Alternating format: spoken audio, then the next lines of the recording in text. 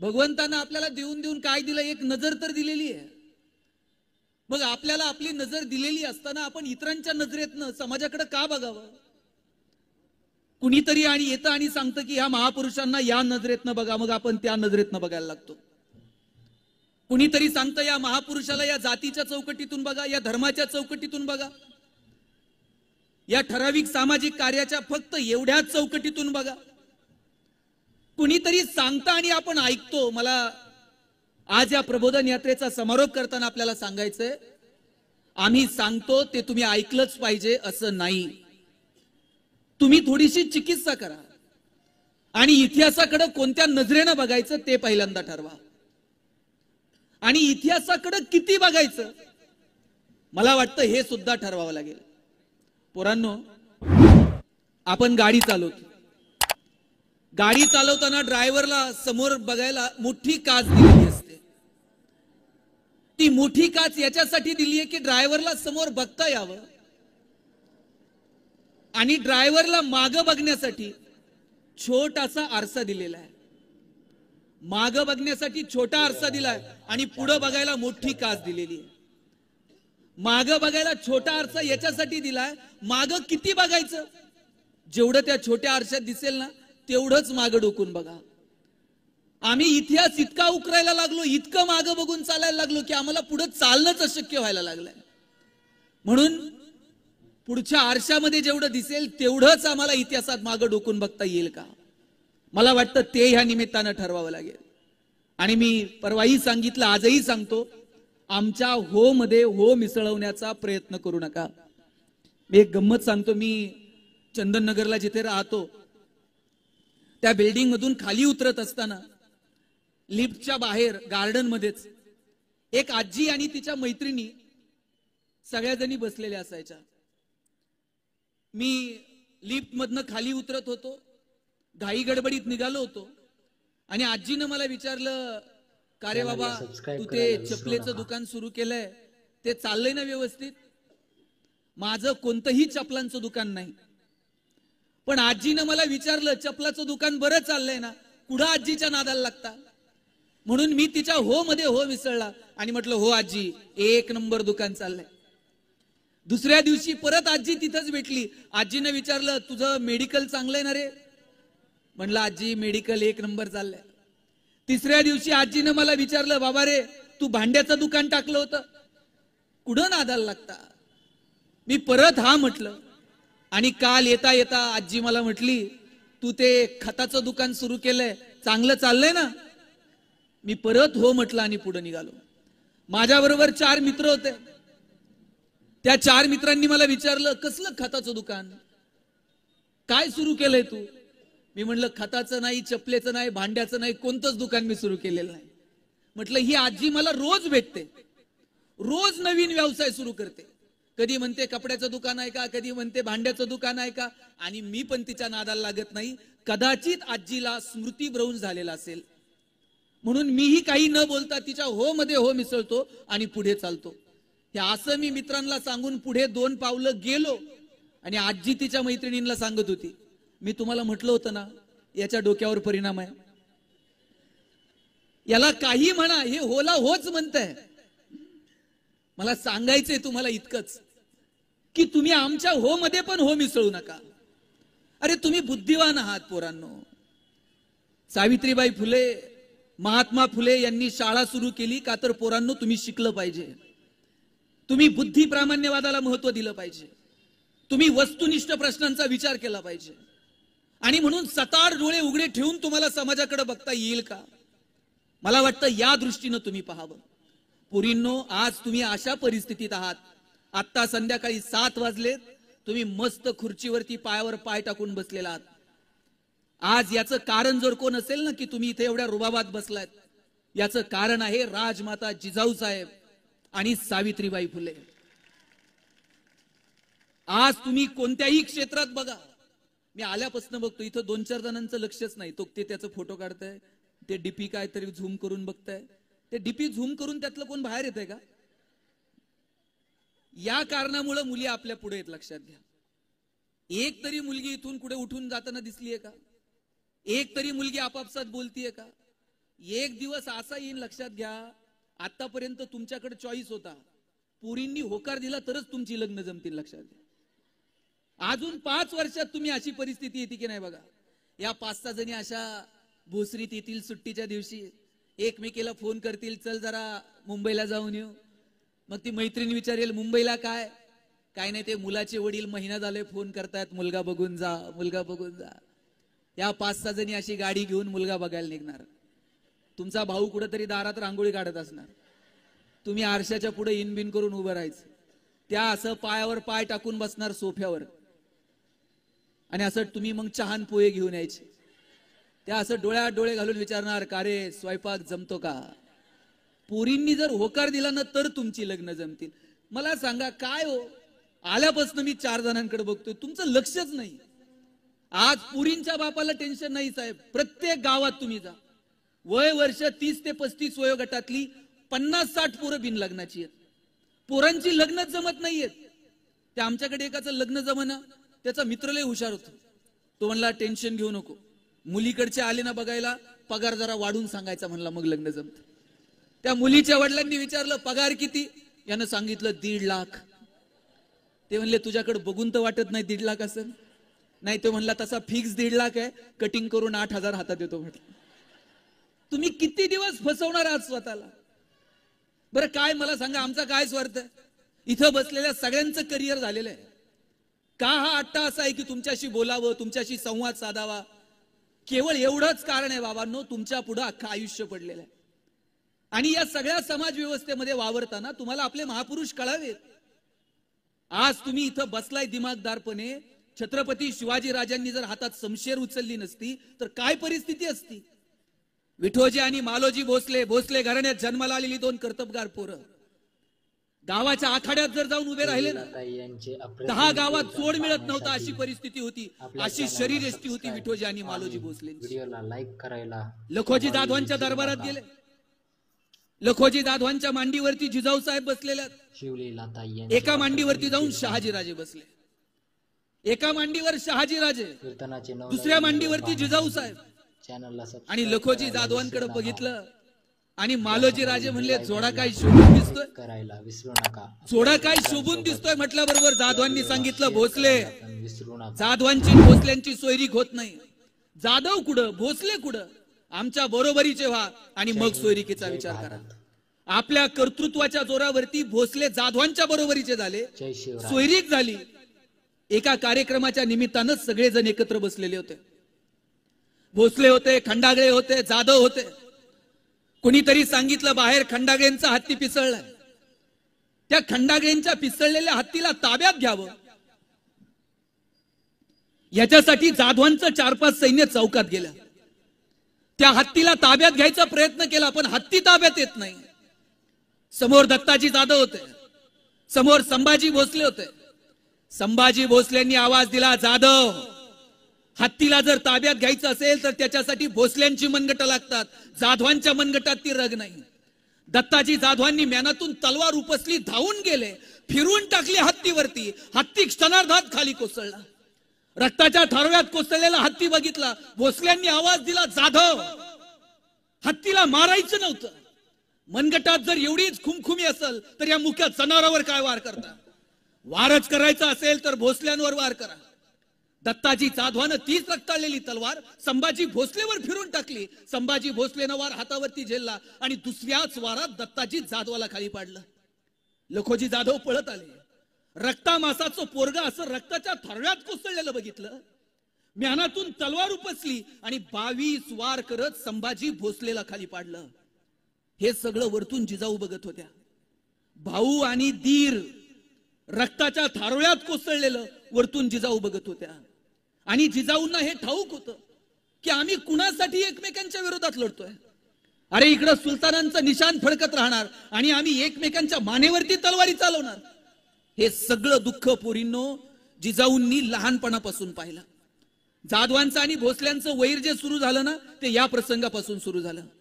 जिजाऊ गरोदर आहेत, शहाजीराजे जावाई आहेत लखोजी जाधवांचे. पण लखोजी जाधव शोधत होते शहाजीराजे कुठं सापडतात. आणि गरोदर असणाऱ्या जिजाऊंना शिवनेरीला सोडवायला जुन्नरला सोडवायला शहाजी राजे आले आणि ही बातमी जेव्हा लखोजी जाधवांना कळाली, लखोजी जाधवांनी अख्ख्या जुन्नरलाच वेढा घातला.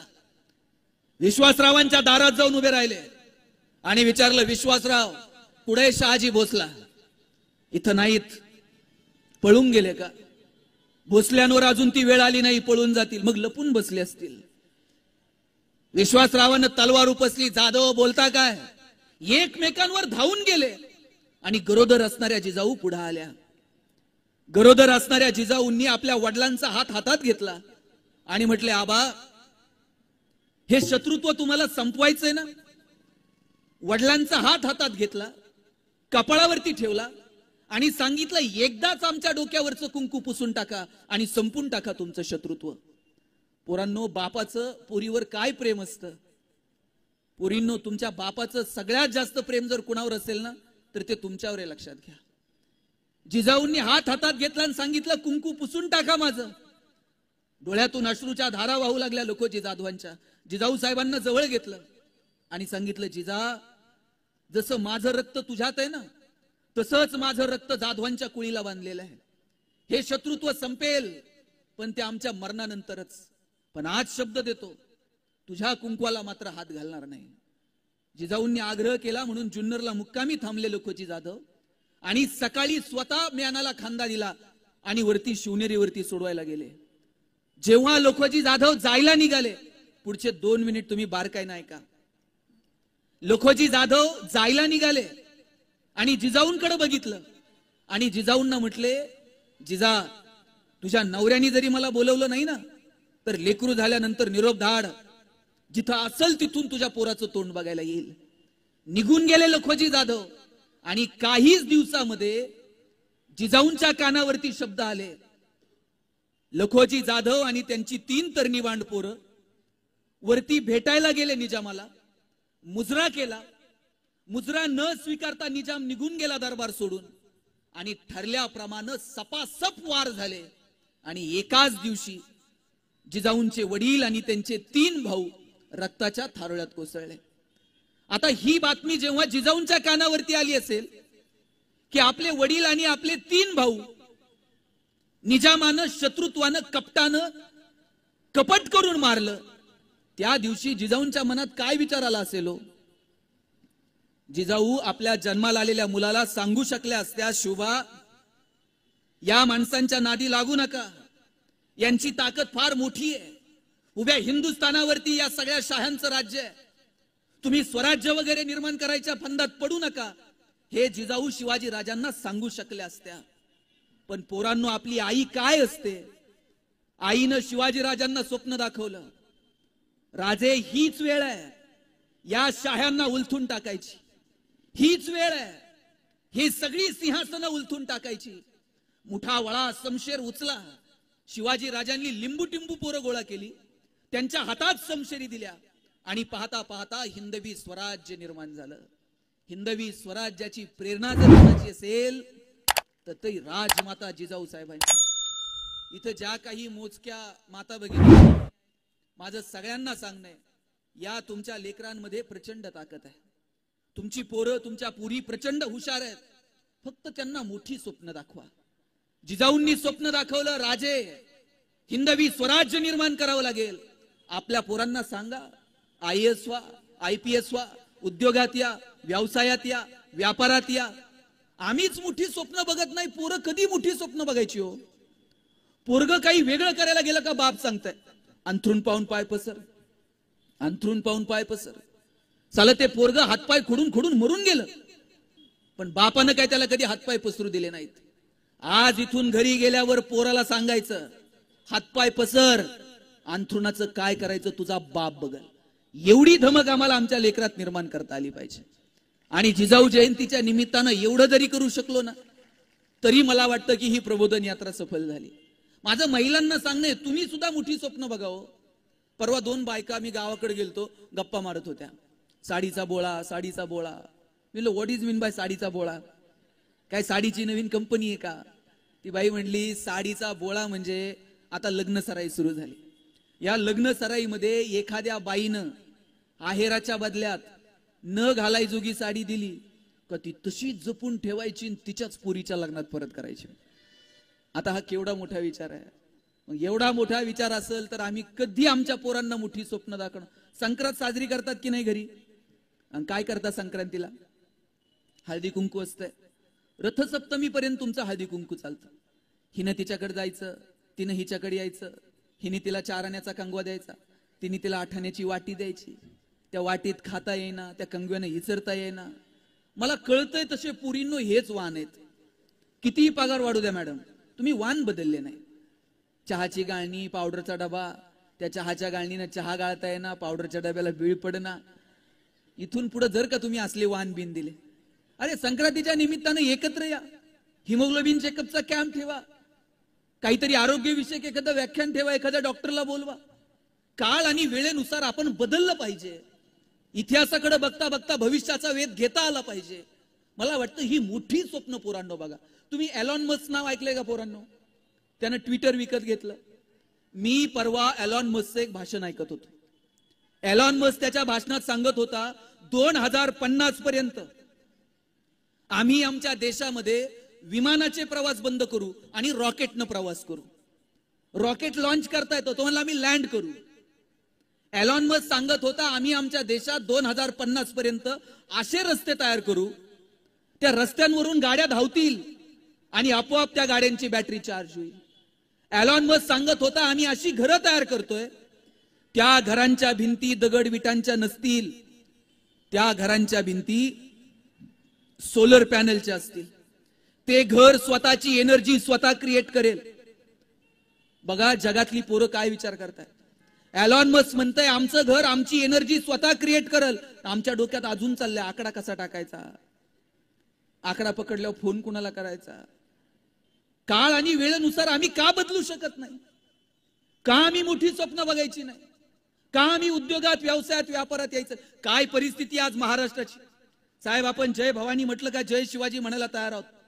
शिवाजी राजांना डोक्यावर घेऊन मिरवायला तयार आहोत. इथं बसलेली ही सगळी माणसं उद्योजक आहेत. लांडे साहेबांनी, लांडे साहेबांचं शिक्षण आणि लांडे साहेबांची इंडस्ट्री तुम्ही लांब कशाला हो? या माणसांना विचारा ना. 1200 स्क्वेअर फीट मध्ये कंपनी सुरू केली, 750 850 कोटी रुपयांची उलाढाल करते कंपनी. कुठून मिळवलं हे सगळं? कुणी दाखवली ही स्वप्न? लक्षात घ्या, व्यवसायासाठी जे जे लागतं ते सगळं बाजारात उपलब्ध आहे. तुम्हाला मार्गदर्शन करायला माणसं आहेत, तुम्हाला कर्ज द्यायला बँका बसलेल्या आहेत. एक गोष्ट फक्त मिळत नाही बाजारात विकत, आणि ती म्हणजे हिम्मत विकत मिळत नाही. बाजारात सगळं आहे, फक्त हिम्मत नाही. या माणसांनी हिम्मत दाखवली. 2-4 पोरपुरी इथं शिक्षण घेत होत्या, पण त्या 2-4 पोरापुरींसाठी शिक्षण संस्था सुरू केली. आज 10,000 विद्यार्थी शिकतायत. पण ही हिम्मत कुणीतरी दाखवायला नको? काय परिस्थिती आज महाराष्ट्राची उद्योग व्यवसायाच्या संदर्भानं? टायरवाले केरळचे, किराणा व्यवसायात पटेल, हार्डवेअरची दुकानं बोहरींची, बांधकाम व्यवसायात युपीचे लोक, गवंडी सगळे बिहारचे, सुतार कामात राजस्थानी, हॉटेल सगळी दक्षिणात्यांकडे, चायनीजच्या गाड्या पूर्वांचलचे तरुण चालवतात. बरं चला, संविधानानं त्यांना अधिकार दिलाय, कष्ट करतील पोट भरतील. आमची पोरं कुठे आहेत? कॉलेजच्या कट्ट्यावर बसून पिचकाऱ्या मारणं, प्रेम प्रकरण चघळणं, सिस्टीमला शिव्या घालणं, नाहीतर कोणाच्या तर माग की जय. साहेब माग निम्म्यांना माहित नसतंय पुढे कुणाचा जय जयकार चाललाय. कानाव की पडलं का जय म्हणायचं, आणि याच्याही पलीकडे जाऊन फार फार तर नोकऱ्याच्या रांगांमध्ये उभं राहायचं. नोकरी नोकरी नोकरी नोकरी एवढाच अर्थ आहे का तुमच्या शिक्षणाचा? महात्मा फुलेंनी सांगितलं, अशिक्षितपणाचा टप्पा ओलांडून आपल्याला शिक्षित व्हायचंय. शिक्षितपणाचा टप्पा ओलांडून आपल्याला सुशिक्षित व्हायचंय. सुशिक्षितपणाचा टप्पा ओलांडून आपल्याला सुसंस्कृत, आपल्याला सृजनशील व्हायचंय. आणि आम्ही कुठे आहोत? आम्हाला फक्त अशिक्षितपणाचा टप्पा ओलांडायचा आहे. आम्हाला फक्त आमच्या मार्क लिस्टवरती आकड्यांची बेरीज लावायची आहे. नोकऱ्यांच्या रांगांमध्ये उभं राहून फक्त नोकरी मिळवायची आहे. माय बाप हो, शिक्षणानं तुमचा उदरनिर्वाह तर होणार आहेच, पण याच्या पलीकडे जाऊन आपलं ज्ञान समाजाभिमुख असावं, यासाठी आपण काहीतरी योगदान देणार आहोत की नाही? आमच्याकडे पुरींनो एक बाग आहे, आणि त्या बागेमध्ये 1 क्लर्कची जागा भरायची होती. एका क्लर्कच्या जागेसाठी 1000 पोरांनी ऍप्लिकेशन केलं. पोरांनो, जागा एक आहे, 1000 पोरं इंटरव्ह्यूला आहेत. किती जणांना नोकरी मिळेल? एक जागा आहे म्हणल्यावर किती जणांना मिळेल? एकालाच मिळणार. एका पोराचं सिलेक्शन झालं, त्याला अपॉइंटमेंट लेटर साईन करून मिळणार. त्याच वेळेला बागेतला शिपाई पळत आला आणि म्हटला काही करा पण याला नोकरी देऊ नका. म्हटले का? म्हणले बागेतलं गुरीला माकड मेलंय. आता गुरीलाच बागेत नाही तर लोक कशी येतील? लोक आली नाही तर पगार करायचा कशातनं? काही करा पण म्हणले नोकरी देऊ नका. स्वाभिमान शून्य पिढी जन्माला घातली, ज्यांचा त्यांच्या ज्ञानावर विश्वास नाही, ज्यांचा त्यांच्या मनगटावर विश्वास नाही. त्या पोरानं बागेतल्या मॅनेजरचे पाय पकडले आणि म्हटला साहेब पडेल ते काम करेल पण नोकरी तेवढी द्या. बागेतल्या मॅनेजरनं सांगितलं पाय सोड, तुला नोकरी क्लर्कची देतो, तुला फॅसिलिटीज क्लर्कच्या देतो, पण जोपर्यंत बागेत गोरीला येत नाही तोपर्यंत तुला काम मात्र गोरीलाचं करावं लागेल. पोरगा म्हणला पगार आहे ना? मग गोरीला तर गोरीला. रोज यायचा, गोरीलाचे कपडे घालायचा आणि पिंजऱ्यात जाऊन उभा राहायचा. लोक यायची, शेंगा बिंगा खायला घालायची. म्हणला मजा आहे, पगार चालू आहे, डेली अलाउन्स पण सुरू आहे. म्हटलं एक दिवशी कॉलेजच्या पोरापुरींची ट्रिप आली आणि त्या पोरापुरींकडे बघून हे जोर जोरात उड्या मारायला लागले आणि उड्या मारता मारता चुकून वाघाच्या पिंजऱ्यात जाऊन पडले. आता वाघाच्या पिंजऱ्यात पडल्यावर म्हणला नोकरी गेली तरी चालती, जीव वाचला पाहिजे. जीव वाचावा म्हणून हे जोर जोरात ओरडायला लागलं. याच्या आवाजानं झोपलेला वाघ जागा झाला, चवताळून याच्या अंगावर धावून आला आणि हातावर हात ठेवून म्हणला ओरडू नको नाही तर दोघांची नोकरी जाईल. नंतर कळलं गोरिलाच्या भूमिकेत बीएससी झालेलं होतं, वाघाच्या भूमिकेत एमएससी झालेलं होतं. शिक्षणातनं आम्ही स्वाभिमानी होणं अपेक्षित आहे का स्वाभिमान शून्य? थोडी तरी निष्ठा आम्हाला आमच्या देशाविषयी, राष्ट्राविषयी वाटली पाहिजे. इथं डॉक्टर अनेक जन्माला येतील तुमच्यातून. त्याला कळल भोसरीतल्या कोणत्या चौकात जागा घ्यायची, हॉस्पिटल बांधायला किती कर्ज काढायचं, मग कर्जाचे हप्ते फेडता यावेत म्हणून गरज नसताना कसं पेशंटला ऍडमिट करायचं, गरज नसताना कसं सलाईन लावायचं, नॉर्मल डिलिव्हरी असेल तर सिझरिंग कसं करायला लावायचं, त्यात मेहुण्याला कसं, मेहुण्यालाच द्यावं लागतं साहेब मेडिकल, ते अलिखित नियम आहे. आता ते पोरग डिफार्मसीला गेलं आणि लग्न जमलं का ते सांगताय, आता ते मेहुण्यालाच मेडिकल द्यावं लागतंय. हे सगळं कळल हो, पण किती डॉक्टरांना असं वाटेल की अरे मी डॉक्टर आहे, मी काहीतरी ज्ञान संपादित केलंय आणि मग मी प्राथमिक आरोग्य केंद्राला कधीतरी भेट द्यावी, मी कधीतरी YCM ला जावं, तिथल्या डॉक्टरांशी जरा कधीतरी बोलावं, मी कधीतरी ससूनला जावं, सिव्हिलला जावं. का आमचं ज्ञान आम्ही समाजासाठी वापरू शकत नाही? सिव्हिल इंजिनियरला कळतंय कोणत्या चौकात प्लॉट घ्यायचा, किती FSI, किती TDR, पण त्याला का वाटत नाही? पालिकेच्या रस्त्याचं काम सुरू असताना 2 मिनिट मी रस्त्यावरती थांबावं आणि पालिकेच्या इंजिनियरला विचारावं जरा इस्टिमेट दाखव, मला पण थोडं रस्त्यातलं कळतं. जोपर्यंत पोरांनो आपण समाजाभिमुख वागणार नाहीत, आपलं ज्ञान जोपर्यंत समाजासाठी वापरणार नाहीत, तोपर्यंत ह्या अशाच पाट्या टाकल्या जातील. लाखो लोक रोज जन्माला येतात आणि मरतात, त्यांच्या नावाची नोंद सुद्धा इतिहास ठेवत नाही. आपल्यालाही असंच जन्माला यायचंय आणि असंच मरायचंय का? ठरवून घ्या नेमकं आपल्याला काय करायचंय. पोरापोरींनो, तुमच्यासाठी तुमच्या आईबापानं टाळ्या वाजवल्या पाहिजेत, इतकं मोठं व्हा. तुमच्याकडे बघून जर तुमच्या आईबापाला शर्मेनं मान खाली घालावी लागत असेल तर याच्यापेक्षा काय दुर्दैव आहे हो? आज जिजाऊंची जयंती साजरी होतीये, लखोजी जाधव जर वरतून बघत असतील तर अभिमानानं म्हणत असतील अरे काय पोरगी जन्माला आली. आज एवढ्या वर्षांनंतर आज माझ्या लेकीची जयंती सगळ्या भारतात साजरी केली आहे, या अभिमानानं आपल्या बापाला सांगता आलं पाहिजे हो. मगाशी मी म्हटलं ना, बापाचं पोरीवर जास्त प्रेम असतं. पोरींनो, तुम्ही ज्या दिवशी जन्माला आलात ना त्या दिवसापासून बाप 2 गोष्टींचा विचार करत असतो.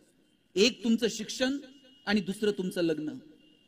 बाप स्वतःला चप्पल घेत नाही, फाटलेली चप्पल घालून तिकडे MIDCत कामाला जाईल, पण तुम्ही कॉलेजला यायला लागल्यानंतर बाप तुम्हाला चांगले शूज आणून देतो. बाप स्वतः सायकलवर कामाला जाईल पण तुम्हाला गाडी घेऊन देतो, बसचा पास काढून देतो.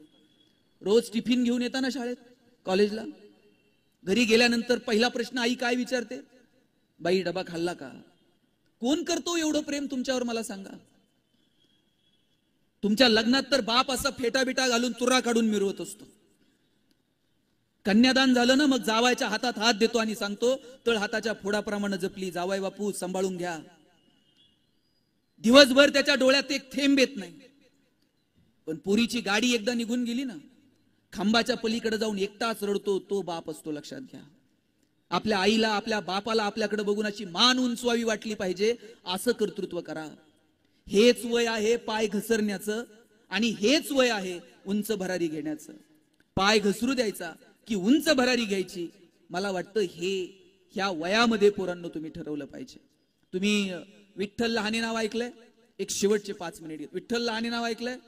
प्लॅस्टिक सर्जन आहेत, रोज 4 सर्जरी मोफत करतात. सोलापूरला एका कार्यक्रमात भेटले. डॉक्टरांना विचारलं, डॉक्टर रोज 4 सर्जरी का मोफत करतात?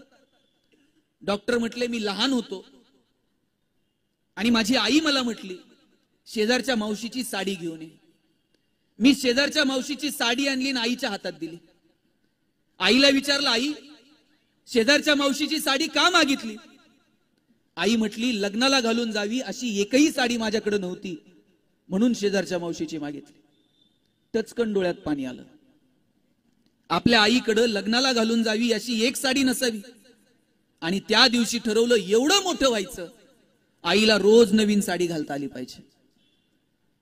आता मी डॉक्टर झालो, आईला रोज नवीन साडी देऊ शकतो, एवढे पैसे मिळायला लागले. एक दिवशी एक मुलगी बघितली, तिचे ओठ फाटलेले होते, तिचं लग्न जमत नव्हतं, तिच्यासोबत तिचा भाऊ होता. त्याला सांगितलं, या मुलीला उद्या घेऊन हॉस्पिटलला ये, आपण प्लॅस्टिक सर्जरी करू. भाऊ म्हटला, डॉक्टर साहेब आमच्याकडे एवढे पैसे नाहीत, प्लॅस्टिक सर्जरी वगैरे नटनट्यांची कामं, आम्ही कुठून एवढे पैसे आणायचे? डॉक्टरांनी सांगितलं, पैसे नाही लागणार, तुम्ही या, आम्ही सर्जरी करेल. दुसऱ्या दिवशी बाप, भाऊ, आई त्या पुरीला घेऊन आले. सर्जरी झाली, पोरगी गोड दिसायला लागली. 6 महिन्यांनी पुरीचं लग्न जमलं. बाप आणि भाऊ पेढे घेऊन आले. पोरींनो, एका हातात पेढा होता. पेढा देत असताना बापाच्या डोळ्यातलं पाणी बघितलं. डॉक्टर सांगतात, एका हातात पेढा होता आणि दुसऱ्या हातात आयुष्याची सगळी प्रॉपर्टी होती. ही सगळी प्रॉपर्टी पेढ्याच्या समोर खुजी वाटायला लागली आणि ठरवलं रोज 4 तरी पेढे कमवायचे. डॉक्टर सांगत होते, माझे वडील 90-92 वर्षांचे आहेत, पण तरुण पोराला लाजवेल असं हवेत तर चालत असतात. एक दिवशी वडिलांना विचारलं, बाबा एवढे हवेत का चालता? वडील म्हटले, मी प्लॅस्टिक सर्जन विठ्ठल लहाने आणि पद्मश्री डॉक्टर तात्याराव लहानेचा बाप आहे, हवेत नाही चालणार तर काय चालणार? म्हटली, तुमच्याकडे बघून तुमच्या बापाला हवेत चालावं वाटलं पाहिजे. लांडे साहेबांचे वडील वगैरे जर बघत असतील तर ते काय म्हणत असतील, अरे माझ्या पोरानं काय कर्तृत्व करून दाखवलं. इथं बसलेली हे सगळी खेड्यापाड्यातली माणसं आहेत, जी उद्योजक झाली. यांच्या आईबापांनी कुठंतरी नगर बिगर पाथर्डी शेवगा इकडून किती कानाकोपऱ्यात आलेली ही सगळी माणसं आहेत, पण आली इथं सेटल झाली, 10x12च्या खोलीत राहिली. आज यांच्या सगळ्यांच्या इंडस्ट्री आहेत स्वतःच्या. आणि हे कशातनं निर्माण केलं हो यांनी? केवळ आणि केवळ जिद्दीच्या जोरावरती हे निर्माण केलं. आणि म्हणून इथं बसलेल्या सगळ्या मुला मुलींना मला सांगायचंय, जिद्द बाळगा, ठरवा तुम्हाला नेमकं काय करायचंय, झोकून द्या तुम्ही तुमच्या स्वप्नांसाठी. अरे दत्ताजी शिंदे म्यानात असे रक्ताच्या थारोळ्यात कोसळलेले होते आणि रक्ताच्या थारोळ्यात कोसळलेल्या दत्ताजी शिंदेच्या मानेवरती तलवार ठेवून विचारलं कुतुबशहानं, क्यों पाटील और लढोगे? आणि त्याही अवस्थेत दत्ताजी शिंदे म्हटले, क्यों नहीं, बचेंगे तो और भी लढेंगे. काय म्हणायचं या ताकदीला? आयुष्यात कितीही संकट येऊ द्यात, पण गर्भगळीत होऊ नका. 1-2 प्रसंग सांगतो आणि थांबतो. मिर्झा राजेसोबत तह झालाय शिवाजी राजांचा. एक किल्ला द्यावा लागला मिर्झा राजेला. 23 किल्ले दिले आणि भेटायला जावं लागलं औरंगजेबाला. जाताना राजे एकटे गेले नाहीत, एवढ्याशा संभाजी राजांना सोबत घेऊन गेले. मला सांगा पोरांनो, औरंगजेबाला भेटायला जाताना राजे संभाजी राजांना घेऊन जातात, मग मधला जो प्रवास आहे त्या मधल्या प्रवासात संभाजी राजांचं आणि शिवाजी राजांचं काही तर बोलणं झालं असेल की नाही? काय बोलले असतील शिवाजी राजे संभाजी राजांना? स्विस बँकेत आपला अकाउंट आहे, पासवर्ड सांगतो, पुण्यात आपले 2 फ्लॅट आहेत. काय बोलले काय असतील? शिवाजी राजांनी सांगितलं असेल, शंभूराजे आतापर्यंत तुम्ही जिंकणं बघितलं, आतापर्यंत तुम्ही यश बघितलं, आयुष्यातला संघर्ष सुद्धा माझ्यासोबत बघा, चला. घेऊन गेले. तिथं गेल्यानंतर औरंगजेबानं संभाजी राजांना एक हत्ती भेट म्हणून दिला. आणि थोडीशी गंमत करावी म्हणून दिलेर खान म्हटला, शंभू राजे आप इतने छोटे हो और हाथी इतना बड़ा है, इस हाथी को आप महाराष्ट्र में कैसे ले जाओगे? एवढा एवढासा संभाजी राजा दिलेर खानाच्या डोळ्यात डोळे घालून सांगतो, ये तो जानवर है, बैठ कर जाएंगे, नहीं आया तो खींच कर ले जाएंगे, लेकिन हमारे आबा साहब ने जो आपको किले दिए हैं वो तो अभी महाराष्ट्र में है, उन्हें आप आगरा कैसे ले आओगे? एवढा एवढासा संभाजी राजा, पण माहित होता आता तहात दिलेत आणि गेल्यावर घेऊ की परत एक एक. अरे लढणं काय असतं, पेटून उठणं काय असतं, हे या महाराष्ट्राच्या मातीकडनं जगानं शिकावं. आणि आम्ही छोट्या छोट्या संकटांनी गर्भगळीत होऊन जातो. एखादा विषय गेला आत्महत्या, एखादं पीक नाही सापडलं आत्महत्या, उद्योग व्यवसायात अपयश आलं आत्महत्या, व्हॅलेंटाईनला कोण नाही म्हणलं, पानचट आणि पाचगळ कारणांसाठी तुम्ही आत्महत्या करायला लागला. अरे ज्या वेळेस आत्महत्येचा प्रसंग डोळ्यासमोर येईल त्यावेळेस राजमाता जिजाऊ, शहाजीराजे, शिवाजीराजे, संभाजीराजांचा दैदिप्यमान इतिहास डोळ्यासमोर आणा.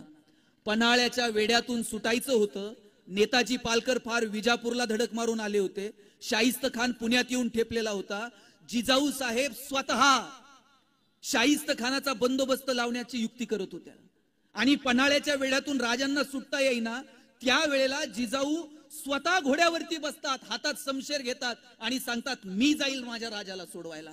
काय म्हणायचो आऊसाहेबांना? ही जिद्द आणि ही प्रेरणा पोरांनो असली पाहिजे. पन्हाळ्याच्या वेड्यातून सुटायचं, नावी समाजात जन्माला आलेला पोरगा शिवा काशीद काय म्हटला राजांना? राज तुम्ही निघा, शिवाजी मी शिवाजी बनून जाईल परकीयांच्या गोटात. मला सांगा, शिवा काशीदला माहित नव्हतं काही वेळात आपण ओळखले जाऊ, ओळखल्यानंतर मारले जाऊ, ओळखल्यानंतर काय होतो? थेट मृत्यूच होता. शिवा काशीदला माहित नव्हतं का थेट मृत्यूच आहे? का शिवा काशीद म्हटला ओळखलं ना मग बघू, कोर्टात जाऊ, चांगला वकील जाऊ, हायकोर्टात जाऊ, सुप्रीम कोर्टात जाऊ. माहित होतं मृत्यू आहे. गेला, पकडला गेला, पकडल्या गेल्यावर सपासप वार झाले, पण मरताना शिवा काशीद म्हटला अरे जन्माला शिवा न्हावी म्हणून जन्माला आलो, पण मरताना मात्र शिवाजी महाराज बनून मरतोय. काय म्हणायचं या मृत्यूला? अहो जिजाऊंच्या शब्दाची काय किंमत आहे, लोक जीव द्यायला तयार होते. आपल्या इथं समोर आहे कोंडाणा, इथं समोर आहे सिंहगड. कित्येक वेळा आपण सिंहगडाला गेलो असू, तिथल्या भिंतीवरती नावं बिवं कोरायला, तिथं जाऊन मटक्यातलं दही भाकरी खाल्ली असेल. कधीतरी कोंडाण्याचा इतिहास समजून घ्या. हा शेवटचा प्रसंग मी सांगतो कोंडाण्याचा, की आऊसाहेबांच्या शब्दाची किंमत काय. आऊसाहेबांनी सांगितलं राजे कोंडाण्याची परिस्थिती पाहवत नाही, कोंडाणा घेतला पाहिजे. राजे स्वतः लढायला निघाले कोंडाणा घ्यायला. इकडं पोराचं लग्न आहे आणि तानाजीला कळलं की आमचा राजा स्वतः लढायला जाणार आणि आम्ही इकडं लग्नात वरबाप म्हणून मिरवायचं. राजांना निरोप धाडला, राज तुम्ही लढायला जाऊ नका, हा तानाजी जाईल आणि गड घेऊन येईल. पोराचं लग्न बाजूला ठेवलं, तानाजी, सूर्याजी, शेलार मामा निघाले कोंडाणा घ्यायला. त्या कड्यातनं वरती जायचं कसं, काळ सुद्धा घाबरला असता. तानाजी त्या कड्यातनं वरती गेले. वरती जाऊन पाहतात तर काय, उदयभानचा आणि कमलकुमारीचा संवाद सुरू होता. उदयभान विचारतो कमलकुमारीला, द्रौपदीच्या रक्षणासाठी कृष्ण आलता, तुझ्या रक्षणासाठी कोण येईल? तुझ्या रक्षणासाठी कोण म्हटल्याबरोबर तानाजी पुढे ठाकला. तानाजी म्हटला द्रौपदीच्या रक्षणासाठी कृष्ण आलता, हिच्या रक्षणासाठी तुझा बाप समोर उभा आहे. तानाजीला समोर बघितलं, तानाजी या कड्यातनं आलात.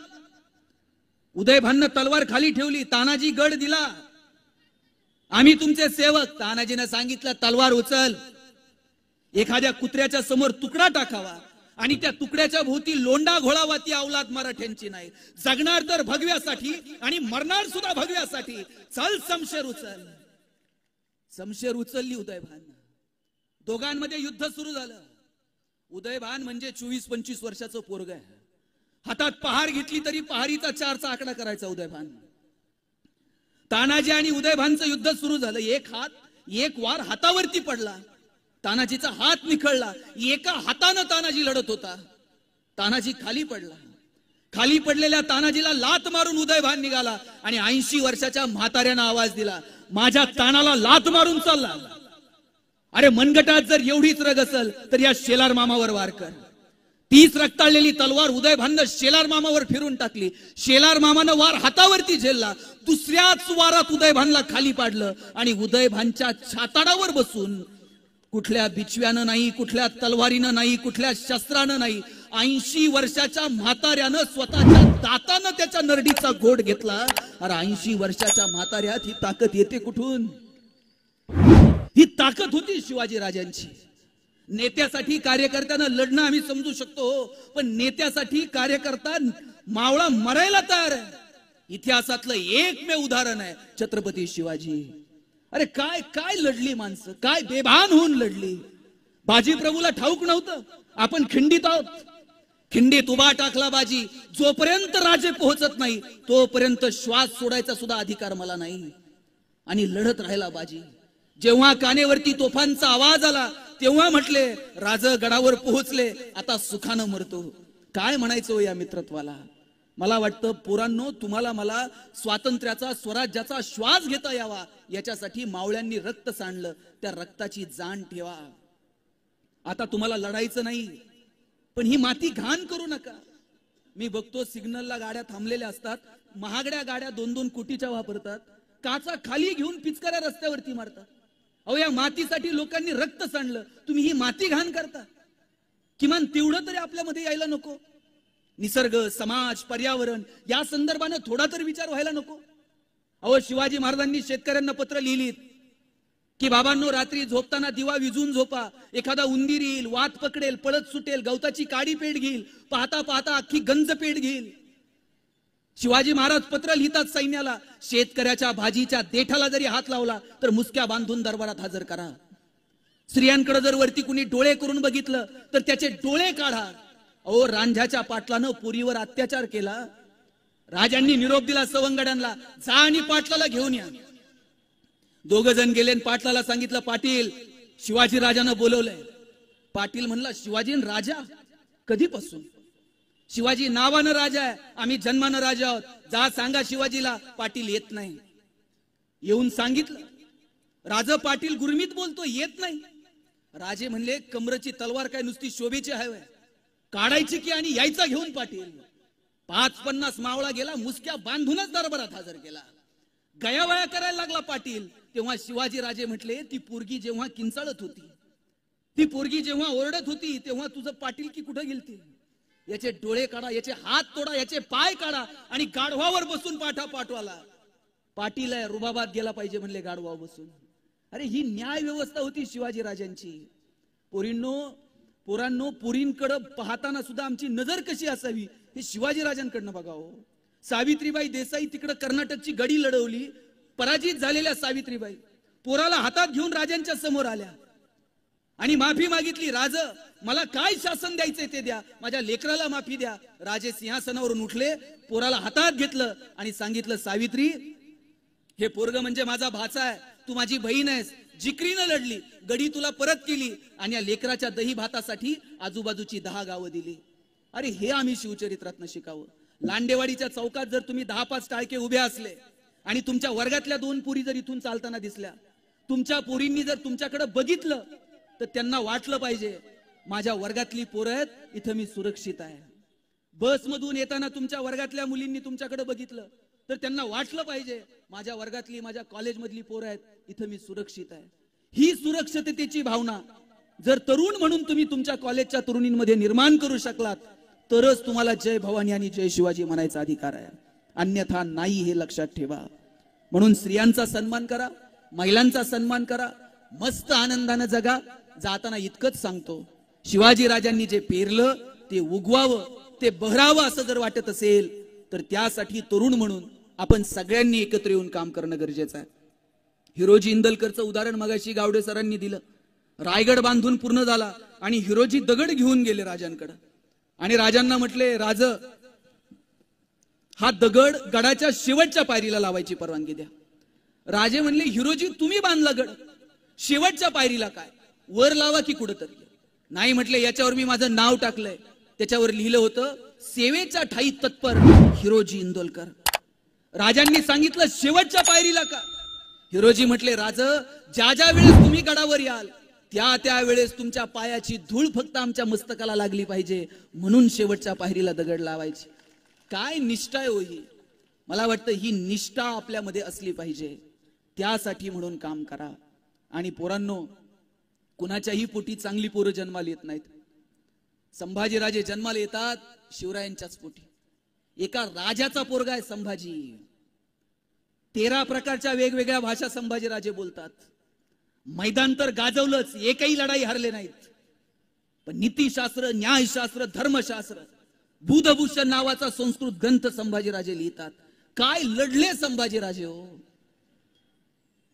ज्या संभाजीराजांनी आयुष्यभर या डोक्यावरती सह्याद्रीचा मुकुट बाळगला, त्याच संभाजीराजाच्या डोक्यामध्ये विदूषकाची टोपी घातली, पण आमच्या राजानं मान झुकवली नाही. ज्या संभाजीराजांच्या कानाने आयुष्यभर या सह्याद्रीचं संगीत ऐकलं, त्याच संभाजीराजाच्या कानात तप्त शिस ओतलं गेलं, पण राजानं मान झुकवली नाही. ज्या संभाजीराजाच्या डोळ्यानं आयुष्यभर या सह्याद्रीचं सौंदर्य बघितलं, त्याच संभाजीराजाच्या डोळ्यात तप्त साळ्यात सर्र आवाज करत आत घुसल्या, डोळे घेऊन मागे पडल्या, पण राजा मान झुकवत नाही. संभाजीराजे औरंगजेबाच्या समोर उभे आहेत आणि औरंगजेब विचारतो, शंभूराजे हार कुणाची जीत कुणाची? आणि त्याही अवस्थेत संभाजीराजे सांगतात, हार कुणाची जीत कुणाची? आमच्या हातातल्या बेड्या काढ. ज्या क्षणाला आमच्या हातातल्या बेड्या काढशील, ज्या क्षणाला आमचे साखळदंड तोडशील, त्या क्षणाला संभाजी तोंडानं सांगणार नाही कुणाची हार आणि कुणाची जीत. संभाजीच्या हातातली समशेर सांगेल कुणाची हार कुणाची जीत. घरी गेल्यानंतर औरंगजेबानं डोळ्यात पाणी आणून सांगितलं बायकोला, कितना खुशकिस्मत है ये शिवा, जिसने ऐसी औलाद पैदा की. मेरी 4 औलादे लेकिन सब गधों की फौज. कुणाच्याही पोटी चांगली पोरं जन्माला येत नाहीत. आपल्या पोटी जर चांगली पोरं जन्माला यावी असं वाटत असेल तर या पोरांना विचार द्या, संस्कार द्या, यांच्या बरोबर बोला, संवाद साधा. आपण मोबाईल हातात देऊन टाकलेत आणि मोकळे झाले. मोबाईल वाईट आहे या मताचा मी नाही, पण तासन तास किती अतिरेकी वापर. या पोरांच्या हातात पुस्तकं द्या, त्यांना निसर्ग, पर्यावरण, वातावरण, हवामान, समाज, अर्थकारण, राजकारण, इतिहास, समाजशास्त्र सांगा.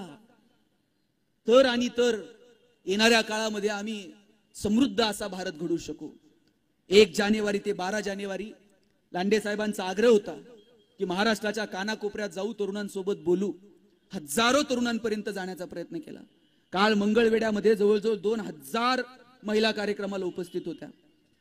आणि विशेषतः आम्हाला सांगायचंय, पालघर, ठाणे, वाड्या पाड्यावर आम्ही फिरलो.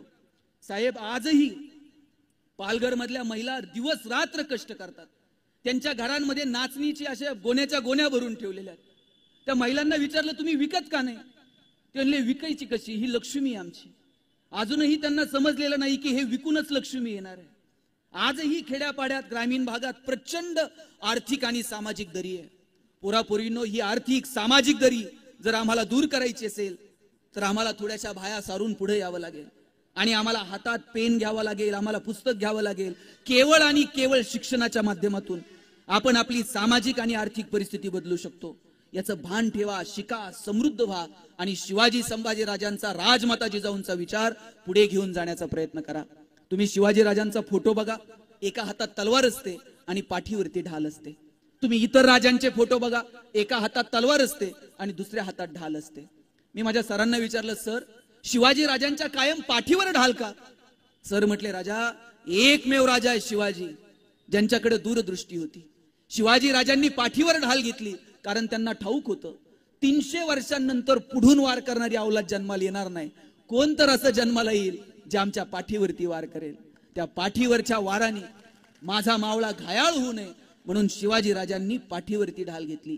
आता तीच विचारांची आणि संस्कारांची ढाल पाठीवरती घेऊन आपल्याला पुढे चालायचं आहे. या मार्गामध्ये राजमाता जिजाऊ शिक्षण प्रसारक मंडळ सदैव तुमच्या सोबत राहील. खेड्यापाड्यातल्या, ग्रामीण भागातल्या, शहरातल्या सगळ्या मुलामुलींना पुढे घेऊन जात त्यांच्या प्रती चांगलं, उत्तम, दर्जेदार शिक्षण मिळावं आणि त्यांचं व्यक्तिमत्व घडावं, यासाठी कायम हे शिक्षण प्रसारक मंडळ काम करत राहील. अशी ग्वाही देतो. आज या यात्रेच्या समारोपाच्या निमित्तानं आपण सगळेजण एकत्र इथं जमलात त्याबद्दल तुम्हा सगळ्यांचे मनापासून आभार मानतो. आज युवा दिन आहे.